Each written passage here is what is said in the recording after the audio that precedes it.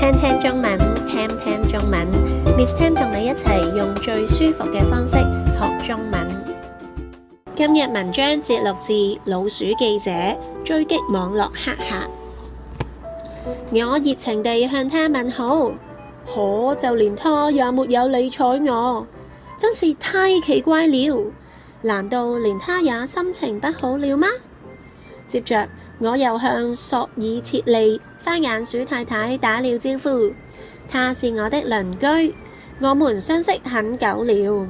我時常順路給她帶些新鮮的麵包和牛奶，還會每天特別把當日的鼠民公報放大複印給她看，因為她上了年紀，視力退化，閱讀一般字體時會相當費力。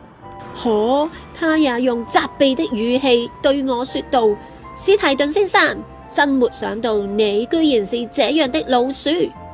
我一時並沒有在意，以為他這樣說只是因為我忘記了他的生日。真對不起，希望你能接受我遲來的生日祝福。我的話音剛落，他便一臉怒氣地轉身而去。這時我終於不禁開始懷疑，妙鼠城裏是不是爆發了一種奇怪的傳染病，專門傳播壞心情，或是雞眼病，要不就是牙痛。不然為什麼大家對我的態度都這樣古怪呢？沒有一隻鼠理睬我，所有鼠都對我別過頭去。他們不是假裝沒看見我，就是沒好氣地回答我。總之，不管它是哪種病，一定具有極強的傳播力，因為只是短短幾分鐘的時間，我的心情就已經從興致勃勃變成了心情低落。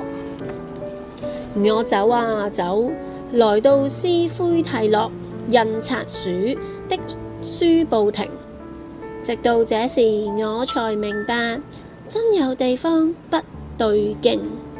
原來所有的報紙，除了鼠民公報，都在說我壞話。怎麼會這樣？我尷尬得臉色發紫，連忙把各家雜誌和日報買下，然後用那一疊高高的報紙把自己隱藏起來，急匆匆奔向鼠民公報的編輯部。Miss Tam 考考你，時間到啦，將答案打喺留言板話俾我知啦，錯咗都唔緊要噶，願意學習就係最好嘅學習。第一題，史提頓先生現在嘅心情係點樣嘅呢？ A. 興高采烈，好開心。 B. 哀傷悲痛。 C. 勃然大怒，好嬲。 D. 尷尬慌張，點算好啊？第二題，真對不起，希望你能接受我遲來的祝福。點解呢句用咗省略號呢？ A. 因為要省略咗列舉嘅項目，太多嘢講啦，講唔晒。 B. 語意未盡，未講完嘅。